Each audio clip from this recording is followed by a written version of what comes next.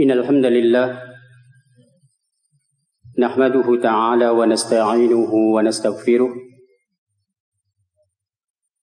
ونتوب إليه ونعوذ بالله من شرور أنفسنا وسيئات أعمالنا من يهده الله فلا مضل له ومن يضلل فلا هادي له وأشهد أن لا إله إلا الله وحده لا شريك له وأشهد أن محمدا عبده ورسوله يا أيها الذين آمنوا اتقوا الله حق تقاته ولا تموتن إلا وأنتم مسلمون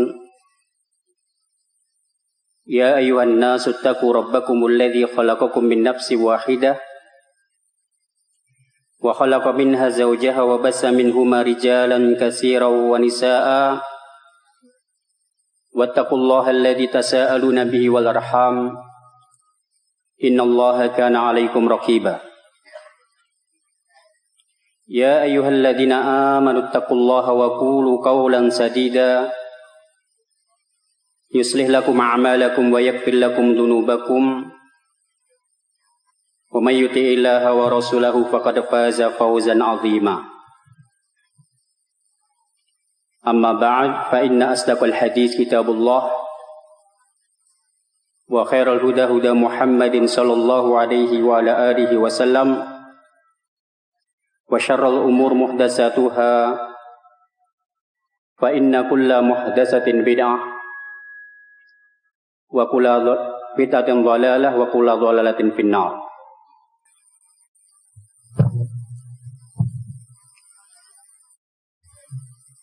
Pertama, marilah kita bersyukur kepada Allah Subhanahu wa taala. Dan kemudian ingkang kawula hormati jajaran Muspika Kecamatan Sumberlawang Sragen ingkang sampun nggih menika paring pembukaan yang saya sangat terus sami ndongaaken Pak Joko ini supados semua lancar tugas panjenengan kalian jajaranipun lan sinerginipun dumateng pondok khususipun wonten ing Darussalaf Al-Islami Pendem menika.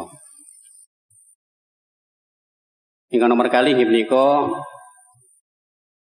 kepada yang kami hormati seluruh jajaran al-asatidzah dan seluruh pengurusnya, hafizakumullah, yang telah memberikan kesempatan kepada kita untuk belajar bersama di sini, bermurojaah.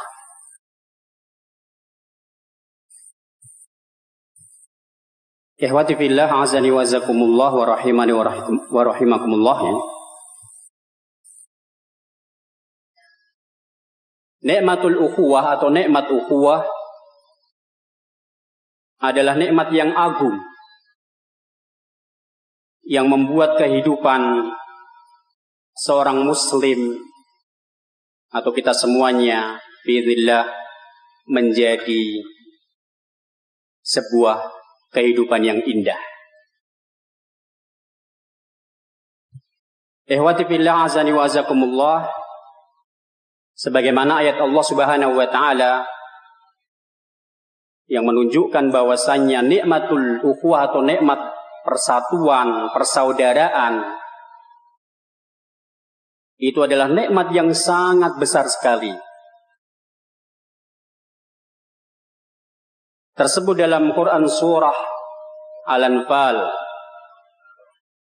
ayat 63 Allah katakan wa allafa baina qulubihim law anfaqta ma fil ardi baina qulubihim walakinna Allah allafa bainahum.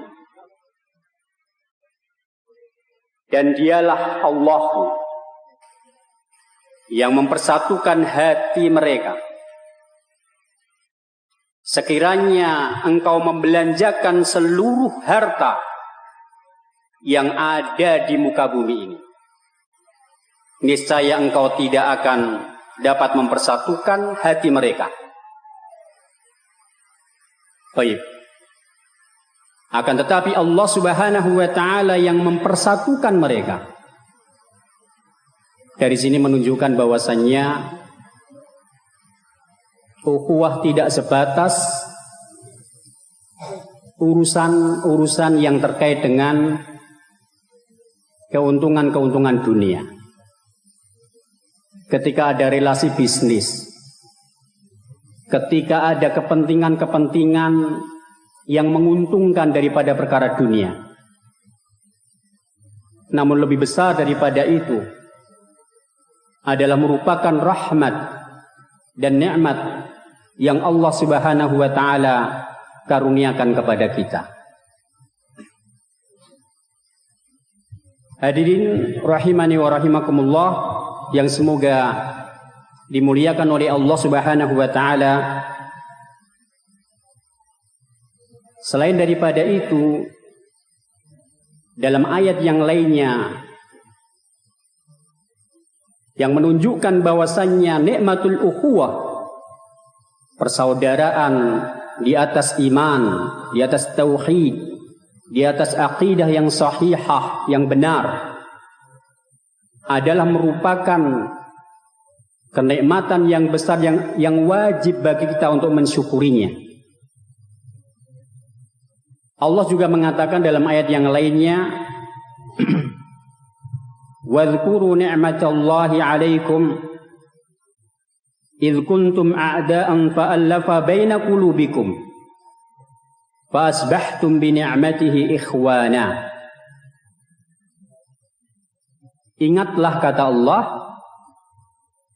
ingatlah nikmat Allah atas kalian ketika dahulu kalian saling bermusuhan. Ayat ini turun terkait dengan kondisi datangnya Islam ke Madinah. Baik. Di saat itu ada dua suku yang besar yang sudah ratusan tahun dalam keadaan bermusuhan, peperangan. Kemudian datang Rasulullah dan para sahabatnya, yaitu suku Aus dan Khazraj. Kemudian ketika datang Islam, menjadikan kemudian mereka yang dahulunya bermusuhan sekitar ratusan tahun kemudian menjadi persaudaraan. Demikian menunjukkan bahwasanya Islam itu adalah rahmatan lil alamin. Islam datang tidak membuat kekacauan. Islam bukan aksi terorisme. Islam mengajarkan kepada kita untuk taat kepada wulatul umur, untuk mendoakan kebaikan bagi mereka, untuk memiliki akhlak karimah, akhlak yang mulia terhadap sesama, dan senantiasa mendoakan kebaikan kepada wulatul umur dalam kondisi apapun keadaan mereka. Ini adalah prinsip Islam yang benar, yang diajarkan kepada kita 1400 tahun yang lalu ketika Rasulullah sallallahu alaihi wasallam diutus. Salah satu bukti adalah terbentuknya ukhuwah antara suku Aus dan Khazraj di kota Madinah yang awalnya mereka bermusuhan sekian daripada tahun. Artinya sekian tahun itu, ratusan tahun bahkan tidak ada yang bisa menyelesaikan kecuali dengan datangnya Islam sebagai rahmatan lil alamin, sebagai agama yang mengajak kepada persatuan, persaudaraan yang didasari di atas akidah yang sahihah. Ini adalah bukti. Ikhwati fillah, a'azani wa azakumullah. Sehingga dengan demikian terbentuklah keindahan hidup yang ada di masa Rasulullah Sallallahu Alaihi Wasallam dan para sahabatnya.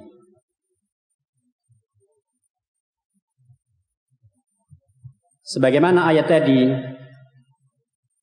Allah Subhanahu wa taala mengatakan wadhkuru ni'matallahi 'alaikum, dan ingatlah nikmat Allah atas kalian ketika dahulu kalian saling bermusuhan. Kemudian Allah mempersatukan hati kalian sehingga dengan nikmatnya kalian menjadi bersaudara. Ini yang dimaksud persaudaraan sampai akhir. Persaudaraan bahkan sampai yaumil kiamah, tidak terputus hanya dengan perkara-perkara yang sifatnya dunia, bahkan nasab pun tidak bisa mengalahkan daripada ukhuwah yang didasari atas iman dan tauhid, atau dengan bahasa sederhananya dengan datangnya Islam.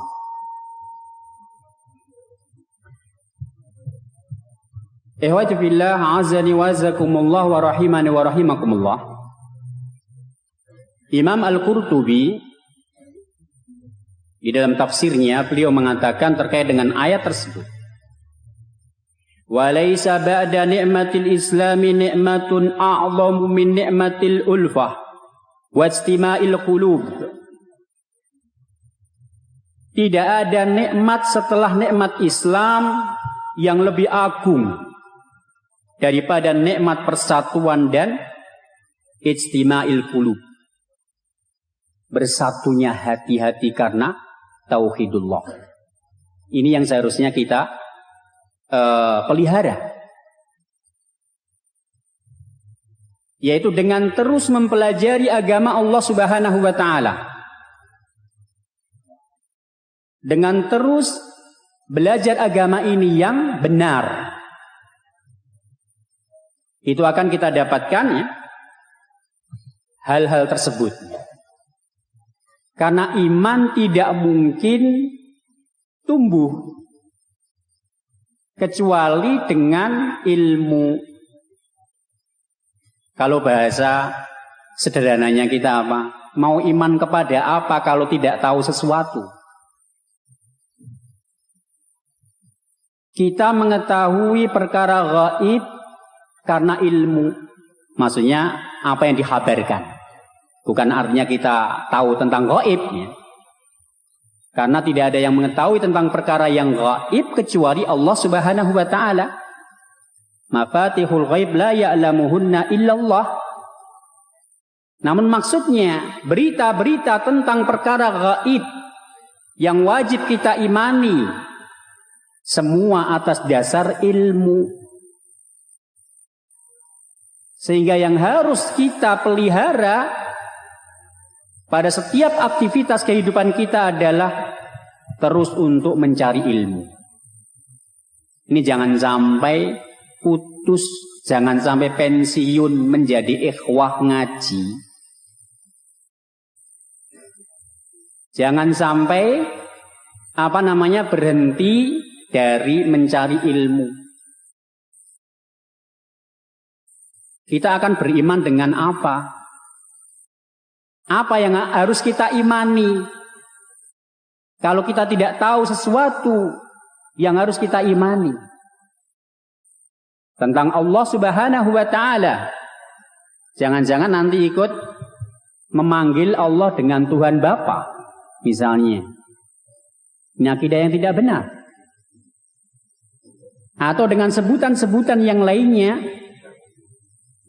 Allah adalah demikian dan demikian, mensifati kepada Allah dengan perkara yang tidak disifatkan oleh Allah Subhanahu wa taala, dan demikian pula yang tidak disifatkan oleh Rasulnya Shallallahu alaihi wasallam. Artinya di sini kebutuhan ilmu membentuk keimanan yang kokoh tidak akan terwujud kecuali dengan terus belajar agama ini. Tentunya yang benar. Ihwati billah azani wa azakumullah, ya. Kita tahu tentang akan ada azab kubur dan nikmat kubur. Itu juga dengan ilmu, sehingga kita mengimaninya. Jangan sampai keliru, karena ada sebagian kemudian mengatakan nikmat kubur itu tidak ada, azab kubur itu tidak ada. Kenapa? Lawang belum dihisab kok sudah diazab. Ini kan akal. Kalau kita berjalan dengan ilmu, dengan dalil yang benar, maka akan benar keimanan kita. Itu contoh saja, bahwasanya penting sekali kita itu bermodalkan mendasari segala sesuatu itu dengan ilmu. Dan ilmu tidak akan didapatkan kecuali dengan thalabul ilmi. Karena kita bukan yang kemudian berdiam diri tahu-tahu mendapatkan sesuatu. Harus diusahakan. Baik. Ihwati billah azani wa zakumullah, dan ukhuwah, persaudaraan, itu adalah tanda kesempurnaan iman. Sebagaimana tersebut dalam hadis yang diriwayatkan oleh Imam Al-Bukhari dan Imam Muslim, Rasulullah sallallahu alaihi wa ala alihi wasallam mengatakan, la yu'minu ahadukum hatta yuhibba li akhihi ma yuhibbu li nafsihi. Tidak sempurna keimanan salah seorang di antara kalian hingga ia mencintai saudaranya sebagaimana ia mencintai untuk dirinya sendiri. Demikian dalilnya jelas, ya. Ini adalah perkara dalam rangka untuk menjaga ukhuwah. Kita mencintai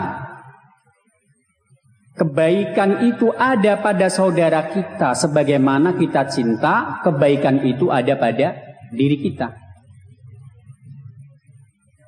Memiliki arti pula kita juga harus menjadi orang-orang yang tidak suka. Pemahamannya demikian. Sesuatu itu terjadi pada saudara kita dari kekufuran, kejahilan, dan hal-hal yang selainnya. Sebagaimana kita tidak suka hal-hal tersebut ada pada diri kita. Demikian persaudaraan yang sesungguhnya, yang tulus. Jadi wujud persaudaraan yang tulus itu diantaranya apa? Seseorang senantiasa mendoakan fi dhahril ghaib misalnya. Mendoakan saudaranya dalam keadaan saudaranya tidak tahu kalau kita doakan. Ini menjadi sebuah ketulusan di dalam persaudaraan. Dan itu hendaklah kita wujudkan. Tidak mesti saudara kita itu tahu kita doakan kebaikan. Namun marilah kita memperbanyak, jangan pelit terhadap doa, khususnya kepada pemerintah kita.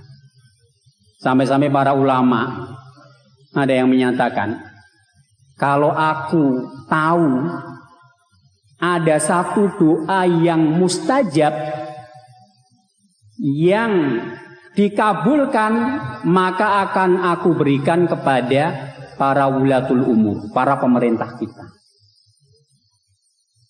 Ini ketulusan dalam ketaatan kepada wulatul umur.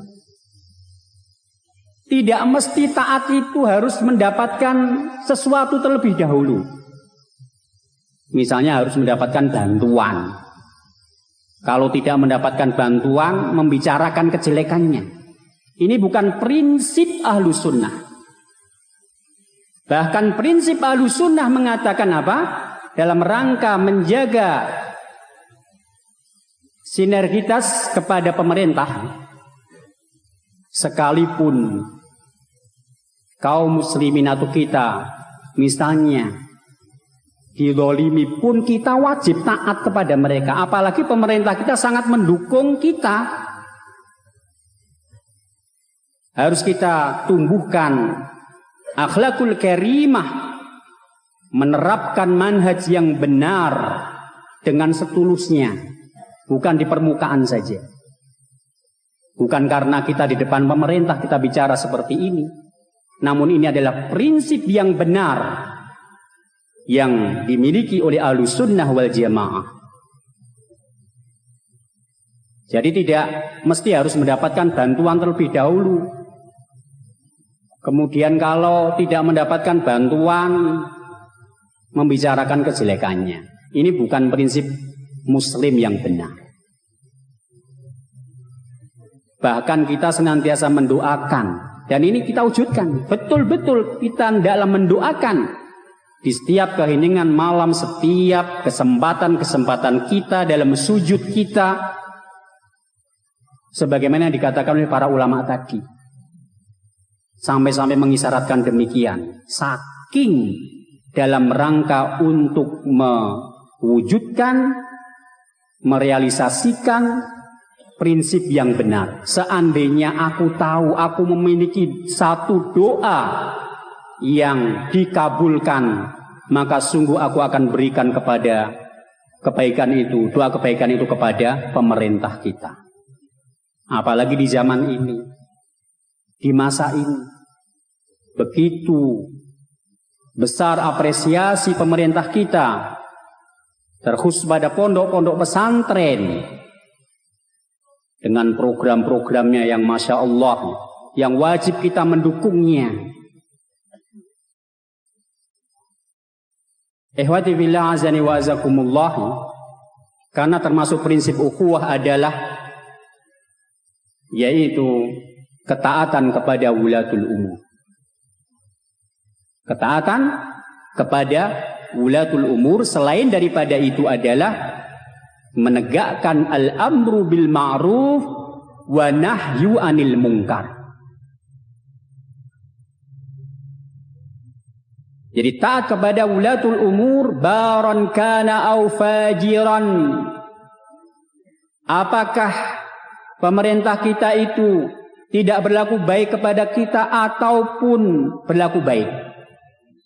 Sama saja. Tidak merubah prinsip. Apalagi cuma tidak mendapatkan sesuatu. Itu belum saja, karena yang dipikir pemerintah itu banyak. Yang diurus itu banyak. Jadi demikian. Ikhwati billah azani wa azakumullah. Dan ukhuwah itu akan membuat kehidupan ini indah. Dikatakan oleh Syekh Abdurrahman ibn Nasir As-Sa'di rahimahullahu ta'ala, tersebut dalam kitab beliau Bahjatu Qulubil Abrar wa qurratu uyunil akhyar fi sarhi jawamil akhbar wala say'a alyanu lil qulub aw lil qalb wala anfa' lahu min husnil muamalati wa safa'il alaqah bainal muslimin. Tidak ada hal yang lebih lembut bagi hati dan yang lebih bermanfaat bagi hati daripada interaksi ataupun hubungan yang baik dan jernih sesama kaum muslimin. Tentunya yang didasari semuanya atas akidah yang sahihah, atas akidah yang benar.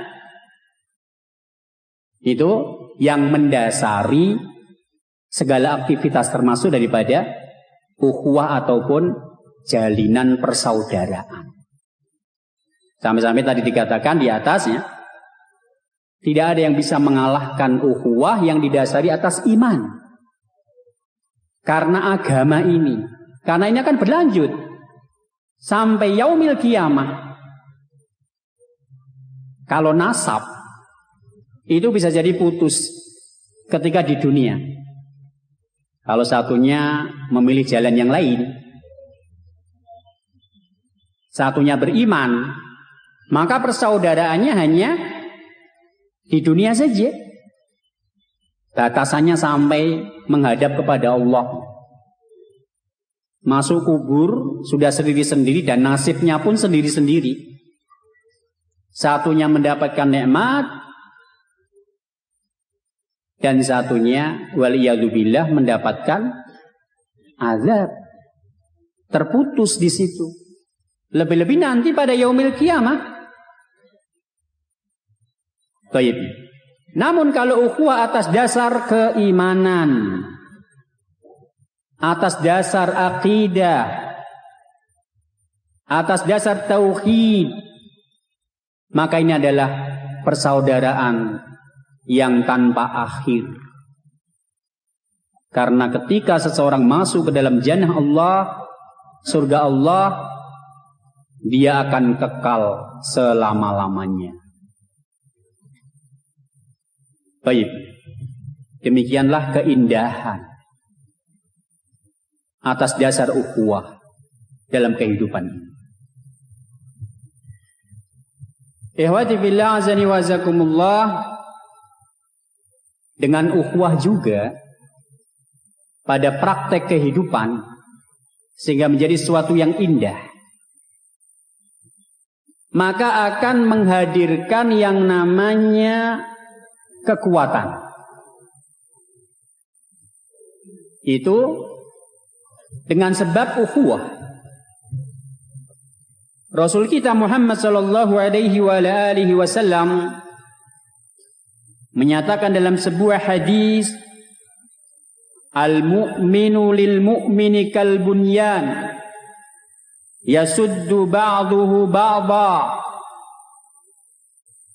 Seorang mukmin terhadap mukmin yang lainnya adalah seperti bangunan. Yasuddu ba'duhu ba'dha, yang mengokohkan antara satu dengan yang lain. Aplikasinya, kalau kita melihat saudara kita sedang mengalami kesusahan, maka paling tidak hendaklah ikut serta memiliki sensitivitasnya, kepedulian kepada saudara kita tersebut. Kalau belum kita wujudkan, maka belum sempurna keimanan kita. Baik. Kalau ada saudara-saudara kita yang kemudian mulai adanya kelemahan-kelemahan, keputusasaan, maka perhatikan nasib daripada saudara kita itu. Berikan perhatian. Karena muslim satu dengan yang lainnya adalah yasuddu ba'duhu ba'dha. Memperkokoh, memperkuat satu dengan yang lainnya. Sebuah bangunan, ketika ada satu komponen yang lemah, maka bisa jadi bangunan tersebut roboh. Itu gambaran yang diberikan oleh Rasul alaihi salatu wassalam. Al-mu'min lil mu'mini kal bunyan yasuddu ba'duhu ba'dha, yang memperkokoh satu dengan yang lain. Baik. Ihwati fillah azani wa azakumullah, dan juga dengan ukhuwah. Baik. Hidup seorang mukmin akan membuat hidup seorang mukmin penuh dengan makna. Karena diperindah dengan kontribusinya kepada sesama. Artinya ada kepedulian. Tidak acuh tak acuh. Tidak nafsi-nafsi. Masa bodoh terhadap nasib sesama kaum muslimin. Sehingga harus ditumbuhkan kepedulian-kepedulian sosial. Ikhwati fillah azani wa azakumullah wa rahimani wa rahimakumullah, ya. Tentunya semua didasari atas keikhlasan. Bukan semata hidup harus bersosial. Namun semua dasarnya adalah keikhlasan karena Allah Subhanahu wa taala. Allah Subhanahu wa taala mengatakan innamal mu'minuna ikhwah. Sesungguhnya orang-orang yang beriman adalah ikhwah. Mereka itu bersaudara.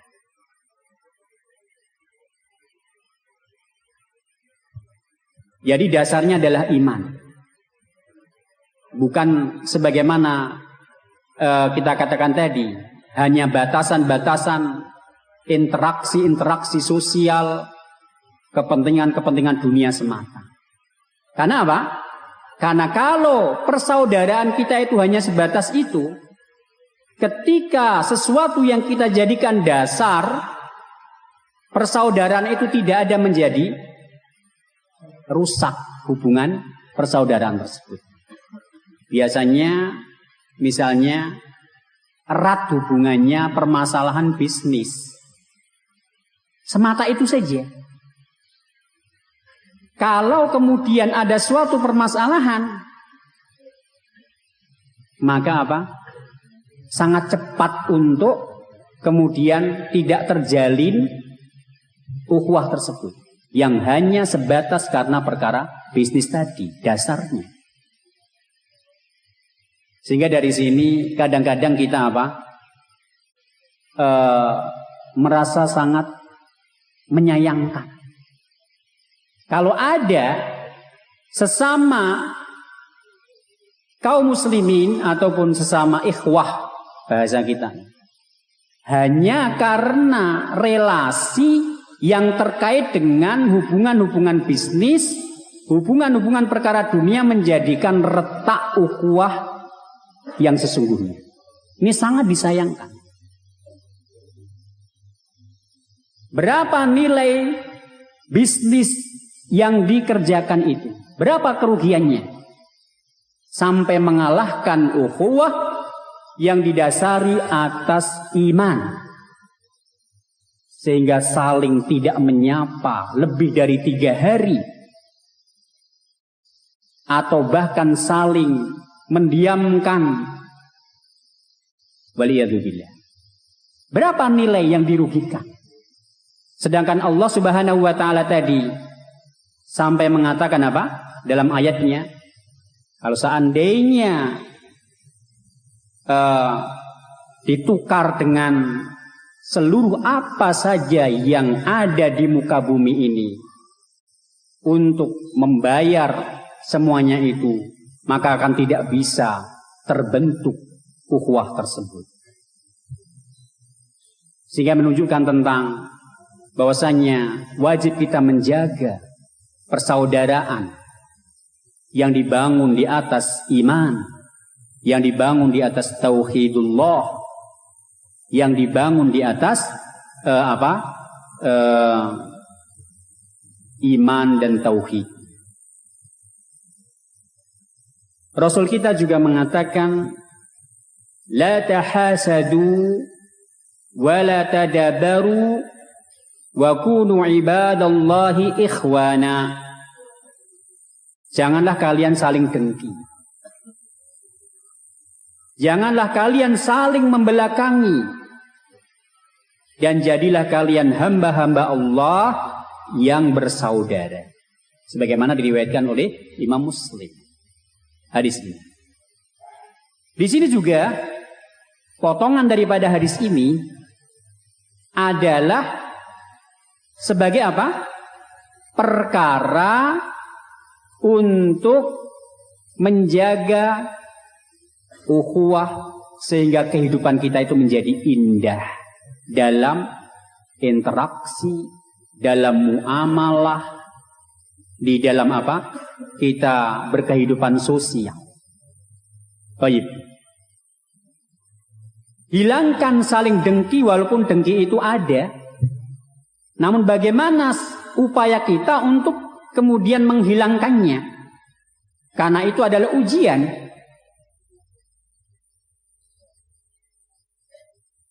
Asy-Syaikh Muhammad bin Shalih Al-Utsaimin rahimahullah memberikan pengajaran kepada kita ketika muncul terbersit pada diri kita ada rasa dengki kepada saudara kita. Apakah karena ilmu, karena nikmat-nikmat yang Allah berikan kepada saudara kita dan yang selainnya. Dengan pengajaran doa Allahumma a'tihi minhu, atau yang artinya ya Allah berikan kepadanya, atau tambahkanlah Allahumma zidhu min ni'matik, ya Allah berilah tambahan nikmatmu kepadanya, kepada saudaraku ini. Wa'atini afdhala minhu, dan berikan kepadaku yang lebih utama darinya. Demikian aukamaqalnya lafaz doa. Ketika ada terbersit kedengkian, rasa iri kepada saudara kita. Jadi jangan diikuti rasa dengki itu. Baik. Jadi demikian. Ketika terbersit rasa kedengkian, obati segera. Jangan diikuti kedengkian-kedengkian tersebut dengan ditumbuh kembangkan. Namun pupus dengan doa tersebut, ya Allah berikan tambahan nikmatmu kepada saudaraku dan berilah untukku yang lebih utama darinya. Ihwati billah azani wa azakumullah wa rahimani wa rahimakumullah. Dan kita nukilkan beberapa kalam dari para ulama kita, ya. Di antaranya adalah yang terkait dengan ukhuwah. Di antaranya ada perkataan Syekh bin Baz rahimahullahu taala. Beliau mengatakan dalam kitab beliau Majmu'ul Fatawa Ibn Baz rahimahullah, ya, la takumul ukhuwah as-sadiqah illa bil 'afwi wa kadhmil ghaid wa imatati ad-dhaghain wa tarki tadakur 'ala az-zallat. Ukhuwah yang benar, kata beliau, tidak akan tegak kecuali dengan saling memiliki rasa memaafkan antara saudaranya, memberikan udzur, menahan amarah, mematikan kebencian, dan tidak memperbesar kesalahan-kesalahan yang ada pada saudara kita. Selama kesalahan itu yang sifatnya manusiawi. Semua kita bersalah, ada kesalahan. Demikian juga dengan menjaga lisan dan adab dan saling memberikan nasihat dengan kasih.